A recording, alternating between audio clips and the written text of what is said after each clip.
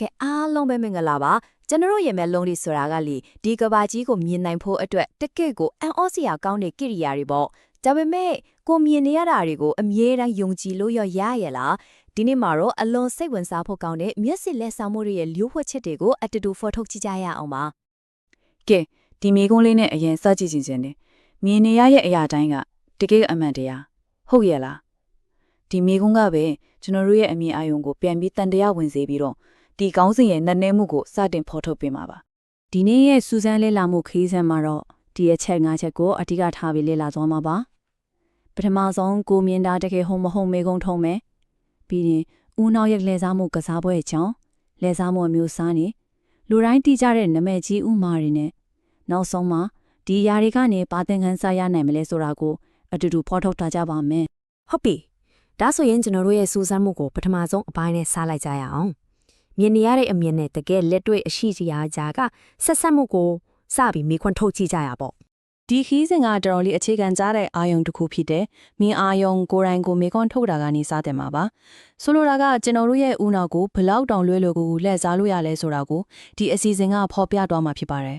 ်အမြင်အာယုံကိုမေးခွန်းထုတ်ပြီးပြီဆိုတော့တခက်တင်ရခန့်အစစ်ကဘယ်သူဖြစ်မလဲကဲအခုကျွန်တော်တို့ရဲ့စုံစမ်းစစ်ဆေးမှုမှာအဓိကတန်တရားရှိသူစီကိုအာယုံပြောင်းလိုက်ကြရအောင်ဟုတ်ပါတယ်အမြင်အာယုံကိုလှည့်စားနေတာမျက်လုံးမဟုတ်ဘဲကျွန်တော်တို့ရဲ့ဦးနောက်ဖြစ်နေတဲ့ဆိုတဲ့အကြောင်းကိုလေ့လာမှာပါ Optical illusion ဆိုတာမျက်စိနဲ့မြင်နေရတဲ့အမြင်ကတကယ်လက်တွေ့ရှိတရားနဲ့ကွဲလွဲနေတဲ့ဖြစ်စဉ်တစ်ခုကိုခေါ်တာပါရှင်းရှင်းပြောရင်မြင်တာနဲ့ဖြစ်တာမတူတဲ့ချင်းနေမျိုးပေါ့ဒါကဦးနောက်က director လုပ်ပြီးအမှန်တရားကိုဇလန်းတစ်မျိုးပြန်ရိုက်ပြနေတယ်လို့ပါပဲဒီမှာရန်စိတ်ဝင်စားဖို့ကောင်းတဲ့အချက်ကတော့မျက်လုံးတွေဟာအချက်လက်တွေကိုပေးပို့တဲ့ကင်မရာတွေလိုပါပ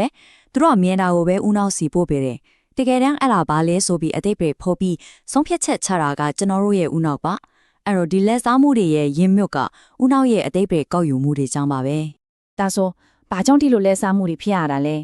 ဲအဓိကသဲလွန်းစားတွေကတော့အလင်းနဲ့အရေးရဲ့လွှမ်းမှုအယောင်တဲ့အချင်းချင်းအပြန်လည်တက်ရောက်မှုပြီးတော့ကိုကြည့်တဲ့ရှုထောင့်ရဲ့အကျိုးတက်ရောက်မှုတွေပေါ့အရေးကြီးဆုံးကတော့ဦးနောက်ကအချိန်တိုအတွင်းဆုံးဖြတ်ချက်ချနိုင်မှုဖြစ်လန်းနည်းတွေ shortcuts တွေပုံးတာကြောင့်ပါပဲဦးနောက်ကဒီလိုလက်စားမှုတွေဖန်တီးတဲ့အခါမှာသူ့မှာအသုံးနေကြနီလန်းတချို့ရှိပါတယ်။ကဲအခုဦးနောက်အသုံးပြုတဲ့အဓိကနီလန်း၃မျိုးချောင်းကိုဆက်လက်လာကြည့်ကြရအောင်။မျက်စိလက်စားမှုကိုအဓိက၃မျိုးခွဲနိုင်ပါရဲ့။နံပါတ်၁က literal illusions ပါ။ဒါကပုံတပုံထဲမှာအရာဝတ္ထုများကြီးကိုရောပြီးမြင်ရတာမျိုးပေါ့။ဒုတိယတစ်ခုက physiological illusions ပါ။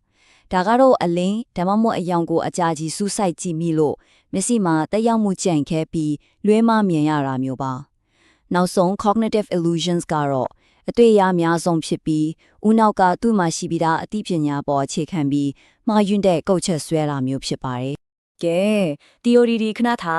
းလက်တွေ့စမ်းသပ်ကြည့်ကြရအောင်အခုဆိုရင်ဦးနောက်ရဲ့လေးစားနိုင်စွမ်းကိုကိုယ်တိုင်မြင်နိုင်မဲ့နာမည်ကြီးဥမာတချို့ကိုအတူတူလေ့လာကြည့်ကြတာပေါ့ကဲဒီမှာမြင်တဲ့ကြောင်းရှိတယ်နော်ဘယ်မြင်ကပိုးရှည်တယ်လို့ထင်ပါလဲကို့အမြင်နဲ့အရင်ဆုံးဖြတ်ကြည့်ပါတကယ်တော့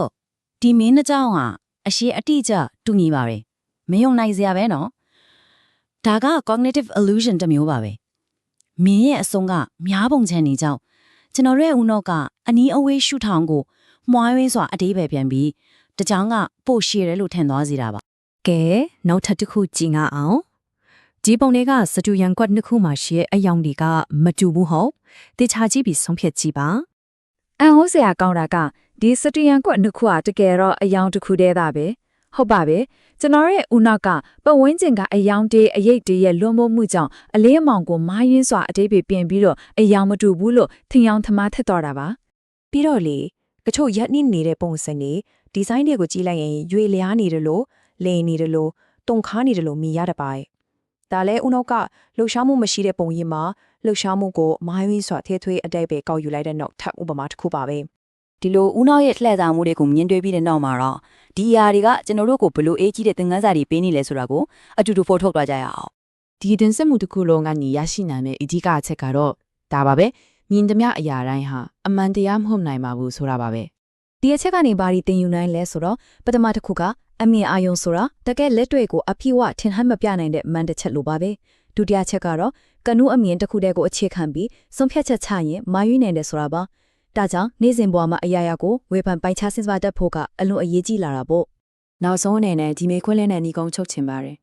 ကျွန်တော်တို့ရဲ့မြင်အာရုံကိုတော့ဒီလောက်လွယ်လွယ်ကိုလေးစားလို့ရတယ်ဆိုရင်ကျွန်တော်တို့မှန်ကန်စာမမြင်နိုင်သေးတဲ့တခြားအရာတွေကတော့ဘာတွေဖြစ်နိုင်မလဲ